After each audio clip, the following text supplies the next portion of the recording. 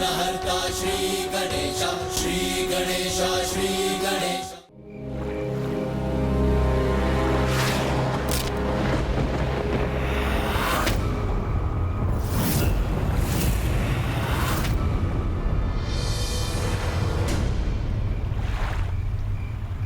जहां हो वहीं रहना। भागने का प्रयास किया तो प्रहार कर देंगे।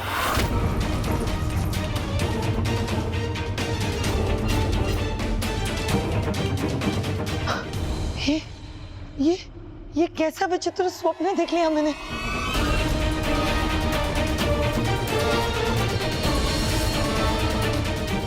इतनी रात हो गई, इन्हें तो आज रात्रि तक घर आ जाना चाहिए था, तो फिर इन्हें आने में इतना विलंब क्यों हो रहा है? कहीं कहीं ये कोई विपदा में तो।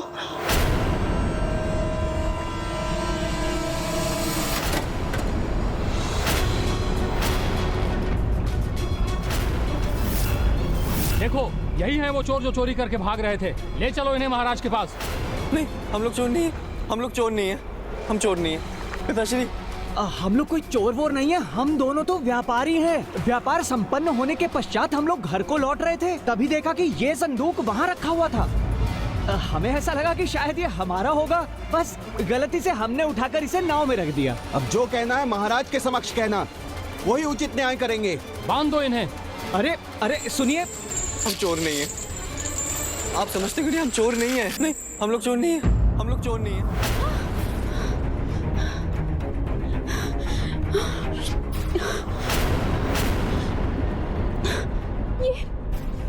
ये क्या देख लिया मैंने?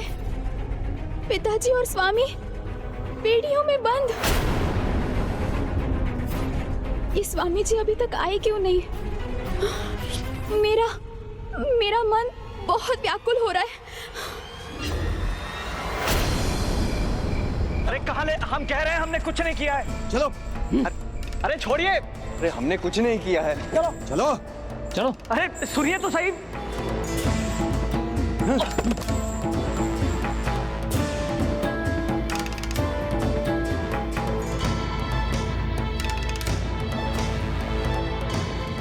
महाराज, यही हैं वो दोनों चोर। अरे नहीं नहीं, क्या बोल रहे हैं आप? देखिए महाराज, हम लोग कोई चोर वोर नहीं है, हम लोग तो दोनों व्यापारी हैं महाराज। चोरी भला क्यों करेंगे महाराज? हमने कोई अपराध नहीं किया है। अवश्य ही आपके इन दोनों सैनिकों से भूल हुई है महाराज। नहीं महाराज, वो संदूक इनकी नौका से ही मिला था। जी महाराज, ये दोनों उसी नौका में चढ़ा रहे थे। यदि हमें थोड़ा सा भी विलंब होता तो ये दोनों संदूक के साथ निकल जाते। अरे नहीं नहीं महाराज, ये असत्य है।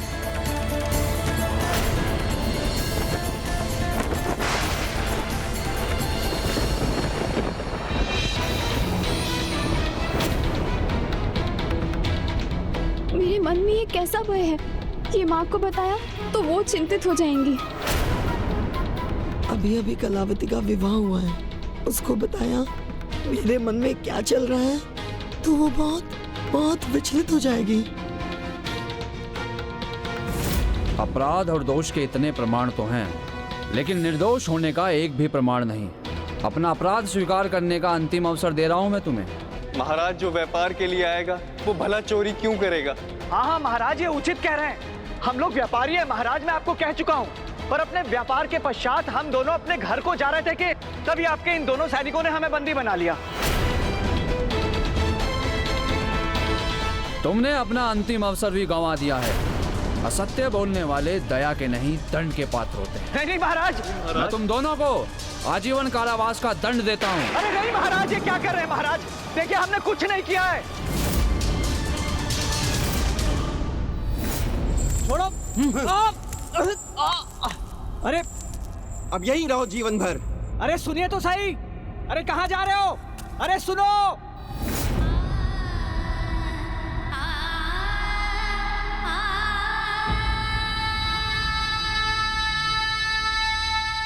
जो व्यक्ति स्वयं के वचनों का मान नहीं रखते, उन्हें स्वयं तो कष्टों का भागी बनना ही पड़ता है, किंतु उनके कर्मों का दुष्प्रभाव उनके परिवार, उनके आसपास के व्यक्तियों पर भी पड़ता है। जो दंड मुझे मिला उसका भागी भी था मैं। क्योंकि बार बार अपने स्वयं के लिए हुए संकल्प को, अपने वचनों को, अपने प्रण को टाल रहा था मैं, उससे मुकर रहा था।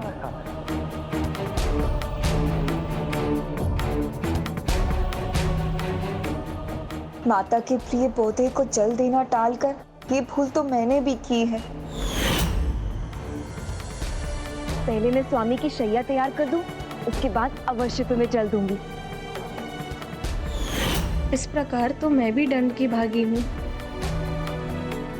कदाचित मेरी पुत्र वधुएं अपनी भूल समझ रही हैं।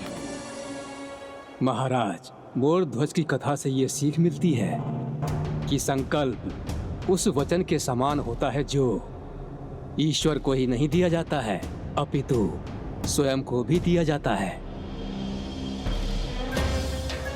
इसलिए कोई भी संकल्प लेने से पहले अपने निश्चय की दृढ़ता को आंक लेना चाहिए, क्योंकि वचनों की देवी हैं देवी सरस्वती, जो बार बार अपने वचनों पर स्थिर नहीं रहते हैं, उनसे ज्ञान की देवी रूठ जाती हैं। उनकी बुद्धि उन्हें पुनः विपरीत दिशा में जाने को प्रेरित करती है और उनसे भूल पर भूल होती जाती है। स्वामी,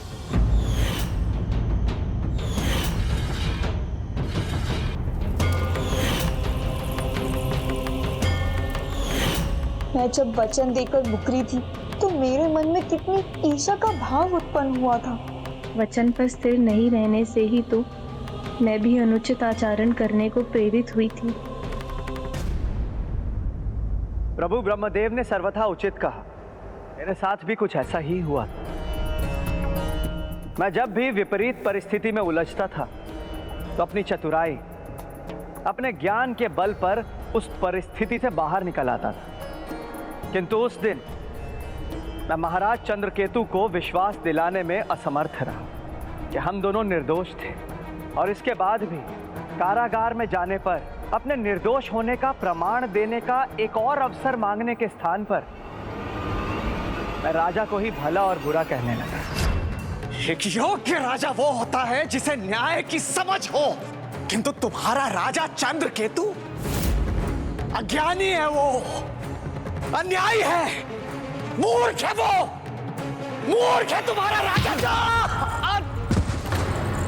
पिताजी, हमारे महाराज का अपमान हमारा अपमान है। पिताजी, स्वयं को संभालिए पिताश्री।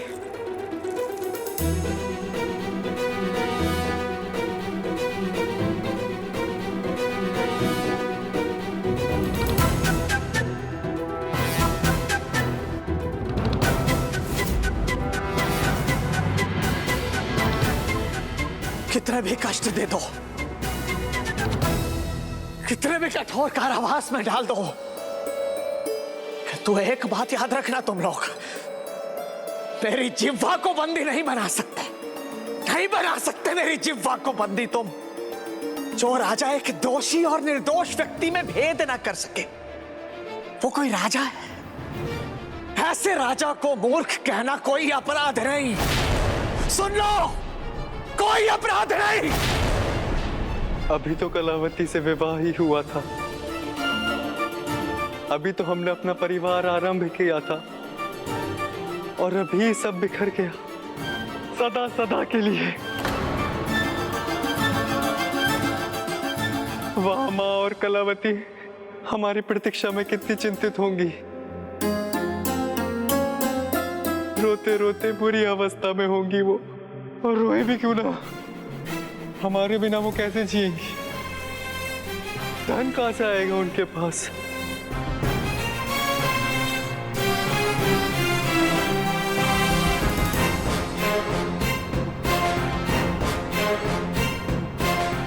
पुत्र, बिल्कुल चिंता मत करो तुम, बिल्कुल चिंता मत करो, सब ठीक हो जाएगा। इस कारागार से अवश्य मुक्त होंगे हम, और उन दोनों को कुछ नहीं होगा, पूर्ण विश्वास है मुझे।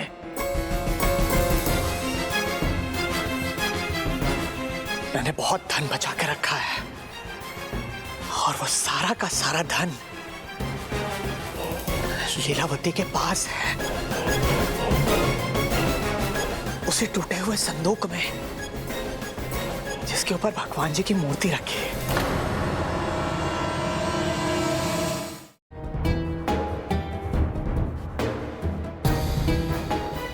मैं पुत्री को अपने दुस्वप्न के बारे में नहीं बता सकती, अन्यथा वो चिंतित हो जाएगी। क्या हुआ पुत्री?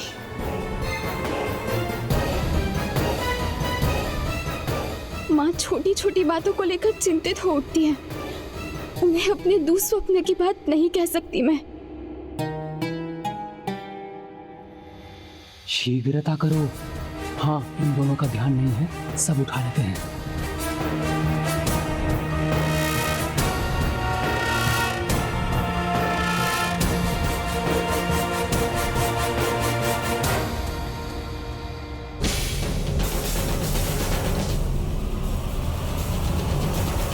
हाँ, कुछ नहीं माँ, वो पिताजी और स्वामी अभी तक आए नहीं ना, तो बस इसी विचार से नींद नहीं आई।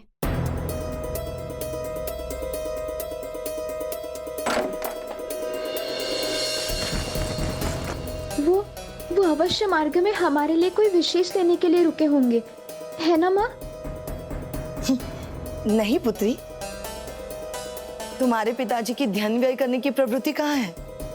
वो तो कौड़ी कौड़ी का भी हिसाब रखते हैं। लेकिन ना, हमारी जमाई राजा वो तो बिल्कुल ऐसे नहीं है। वो तो अवश्य तुम्हारे लिए कोई भेंट लेने के लिए रुके होंगे। अब तो वो यहाँ किसी भी समय पहुंचते होंगे।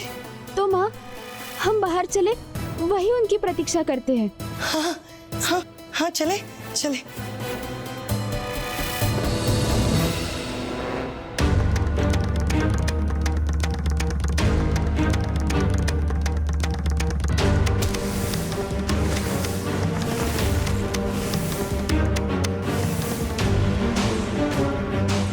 किंतु आपने ऐसे स्थान पर तो रखा है ना धन, जहां उन्हें मिल जाए।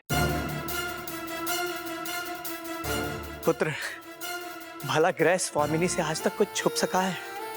मुझे पूर्ण विश्वास है कलावती उस धन को अवश्य ही ढूंढ निकालेगी। बस उस धन का व्यय वो थोड़ा संभल कर करे। अधिक व्यय करने से धन संपत्ति कहां बची रहती है। धनवान को भी निर्धन होने में समय नहीं लगता है पुत्र।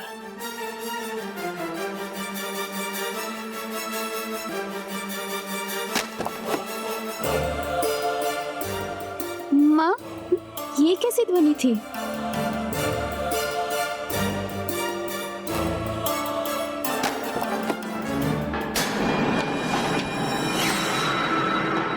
ये दोनों कौन है?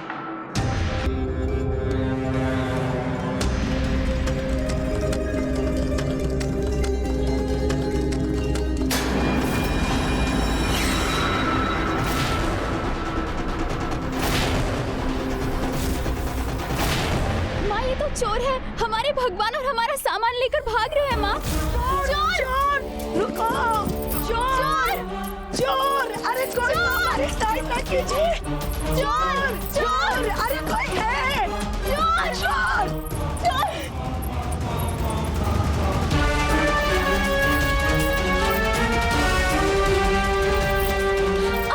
छोड़ो!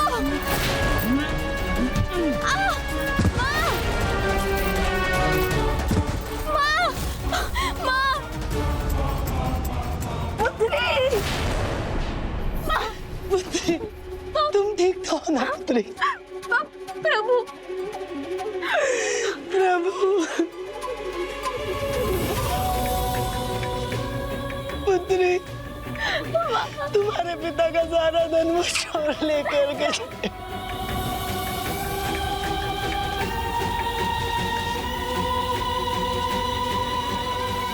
एक और मेरा परिवार भयंकर संकट में आ चुका था, जबकि दूसरी ओर कारागार में भी मुझे अपनी पत्नी और पुत्री की चिंता से अधिक अपने संचित धन की चिंता सता रही थी।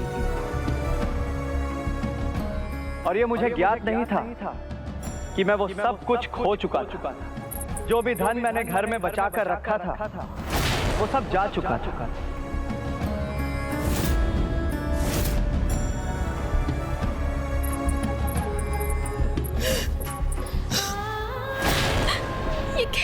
भाग्य है प्रभु।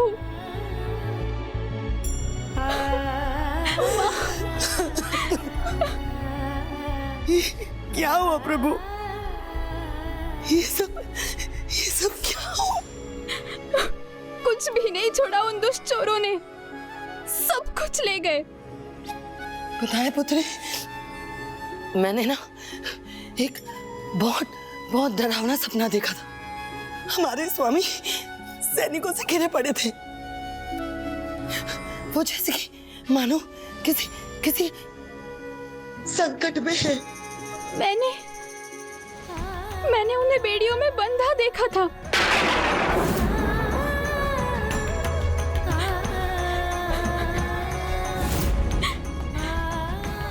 ये सब क्या हो रहा है माँ?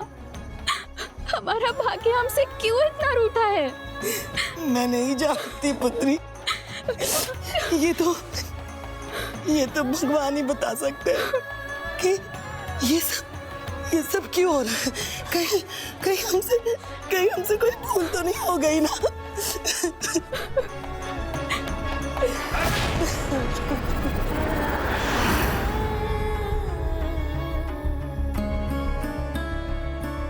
स्वामी, आपने ही उन्हें दंड दिया है और आप विचलित भी हैं।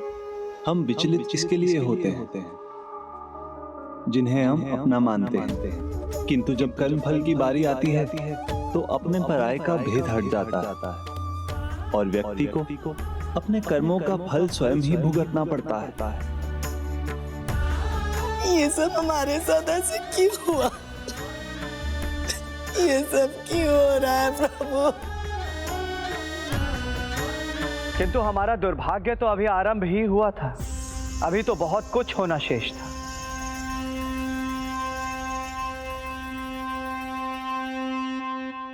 लो, भोजन कर लो।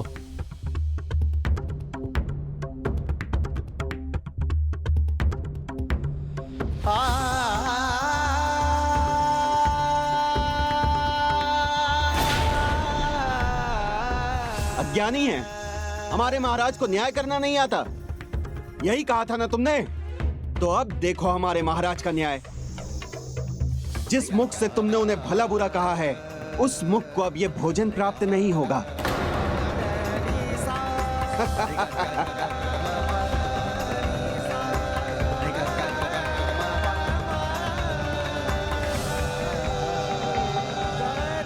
अरे भोजन दे दो, भोजन।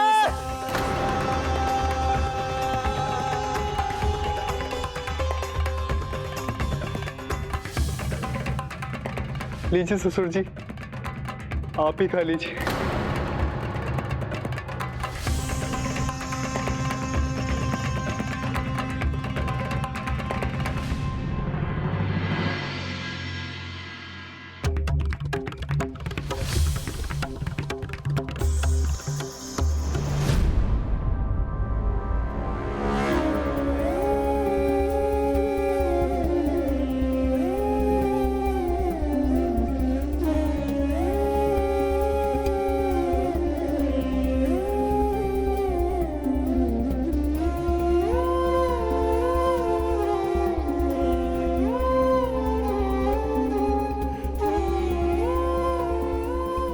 पुत्र, भोजन ग्रहण कर पुत्र। समृद्धि कुछ ही समय में विपत्ति में बदल गई और एक ओर हम कारागार में भोजन के लिए तरस रहे थे, वहीं दूसरी ओर कलावती और लीलावती मुक्त रहकर भी कष्टों से मुक्त नहीं थी।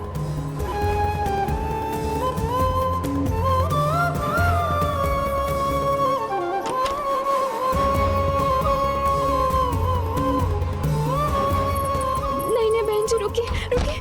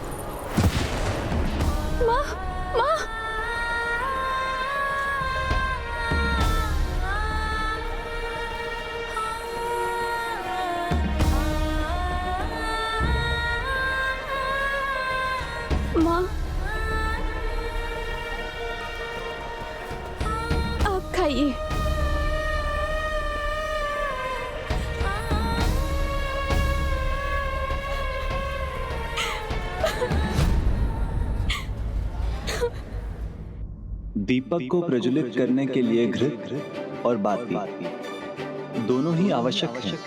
यदि एक भी कम पड़ जाए तो दीपक की लौ लड़खड़ाने लगती है। उसी प्रकार यदि परिवार का एक भी सदस्य भूल करता है तो उसके परिणाम का फल परिवार के प्रत्येक सदस्य को भुगतना पड़ता है। परिवार में मधुरता, समृद्धि और समरसता के लिए प्रत्येक सदस्य उत्तरदायी है। क्षमता के अनुसार सभी को उसमें योगदान देना चाहिए और क्षमता से अधिक का संकल्प भी नहीं करना चाहिए और संकल्प होने पर उसे भंग भी नहीं होने देना चाहिए। साधु के परिवार में सभी सदस्यों का ये उत्तरदायित्व था कि साधु को उसके संकल्प से विचलित ना होने दें। परिवार का कोई भी सदस्य उनके स्थान पर व्रत कर सकता था, किंतु दुर्भाग्य से किसी ने ऐसा नहीं किया। इसीलिए जब साधु अपने संकल्प में विफल हुआ तो उसके साथ उसका समस्त परिवार भी विफल हुआ। पुत्री वल्ली, पूजा सामग्री एकत्र करना भी एक महत्वपूर्ण कार्य है, वो तुम कर लो। पुत्री देवसेना, तुम प्रसाद बना लो। माँ ने हमारे मध्य दायित्व बांटे भी थे, तब भी हम होड़ में ही थी। कितनी भूल कर रही थी हम।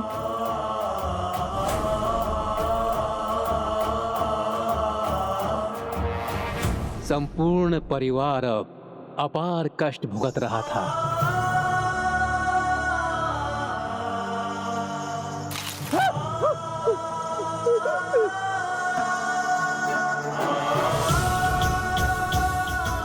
भोजन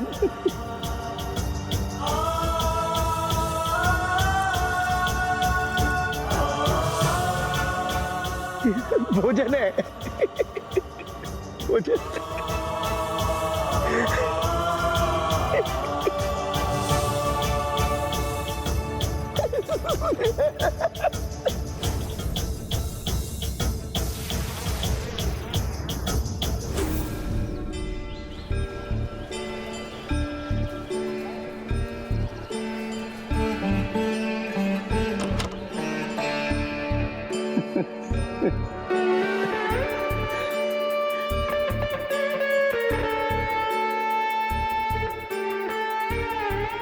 सब नष्ट हो गया, सब कुछ नष्ट हो गया। मेरा व्यापार,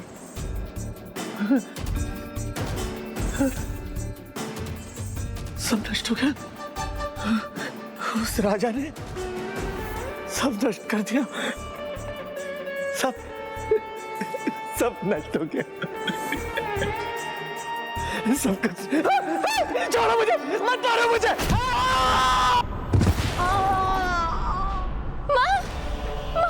माँ संभालिए, माँ उठिए, उठिए माँ, माँ संभाल के। मुझे मत मारो, छोड़ दो मुझे। ससुर मैं हूँ, मुझे छोड़ दो, मुझे मत मारो।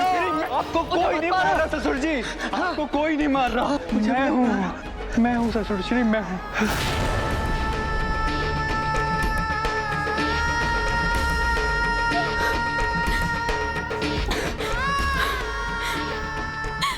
पता नहीं हमसे ऐसी क्या भूल हो गई है जिसके लिए हम इतना कठोर दंड भुगत रहे हैं। माँ,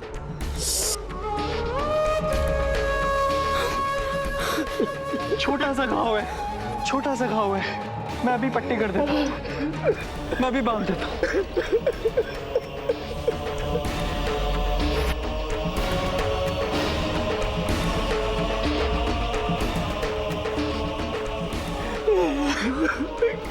क्या हो गया?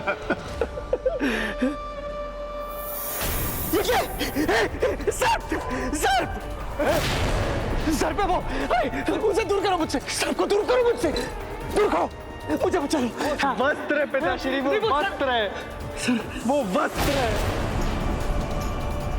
वस्त्र। सर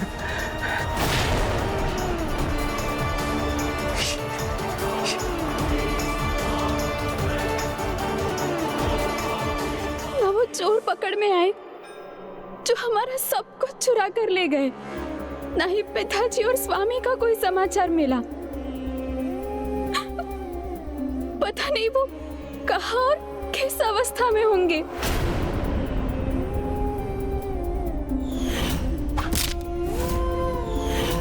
जो दुस्वप्न मैंने देखा था वो तो जैसे सत्य हो रहा है। अब अवश्य भूखी होंगी माँ। मैं भोजन जुटाने का कुछ प्रयास करूंगी माँ। हाँ, आप ध्यान रखिए।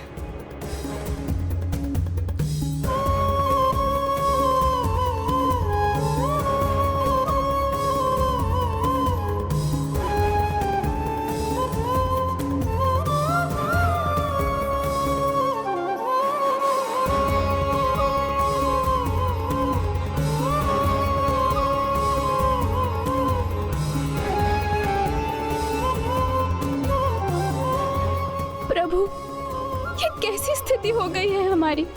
आप हमें भूल गए क्या?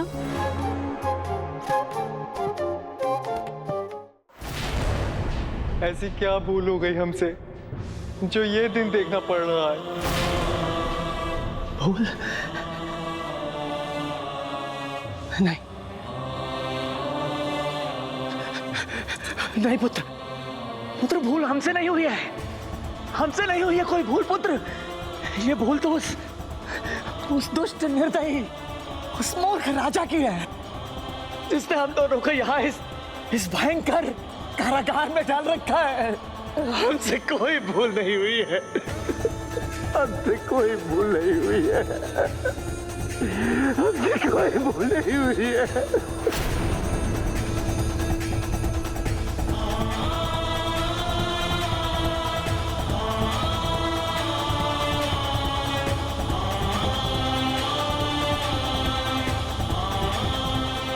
पुत्री, दिन ढले, अंधकार हो जाए उसके पहले लौट आना, नहीं तो मुझे और चिंता होगी।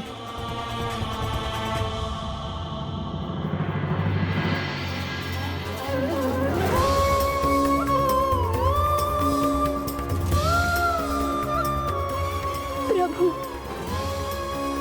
आप ही है हमारा सहारा, आपसे ही है हमें आसरा। उसे मत तोड़िए प्रभु नारायण, हमारे विश्वास के श्वास को बनाए रखिए, नहीं तो आपसे विश्वास उठ जाएगा।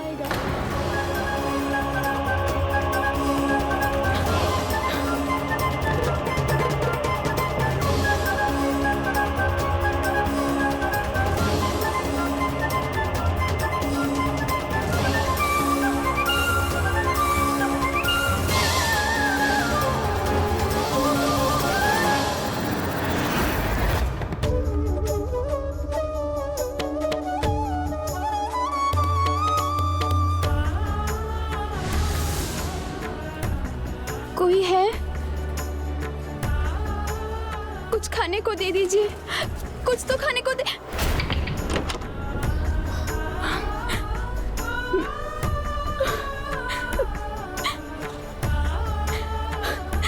जहाँ जाती हूँ सभी द्वार बंद कर लेते हैं, अब क्या करूँ? माँ के लिए भोजन कहाँ से जुटाऊं?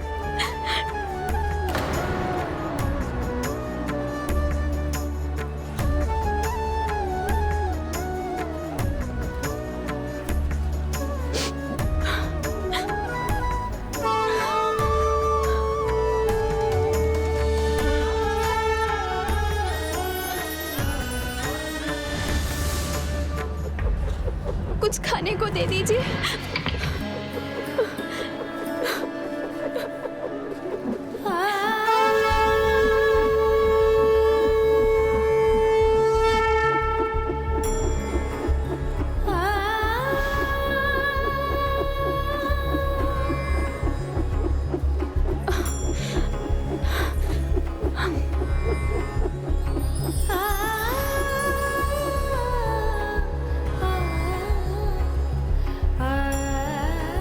कुछ तो खाने को दे दीजिए, कुछ तो दे दीजिए।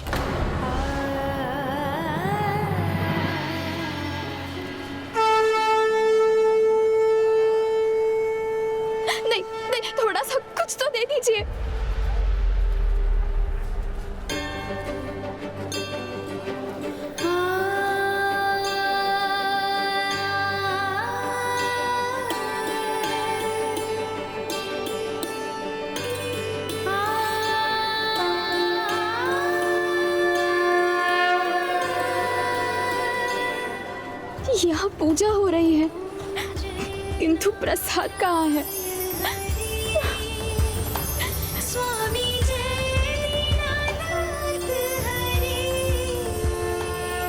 भक्त कितनी भी भूलें क्यों ना करे, परंतु ईश्वर कदापि उन्हें अपनी कृपा से वंचित नहीं करते। अब तो बस देवी कलावती को प्रभु के इन संकेतों को पहचानने की देर थी।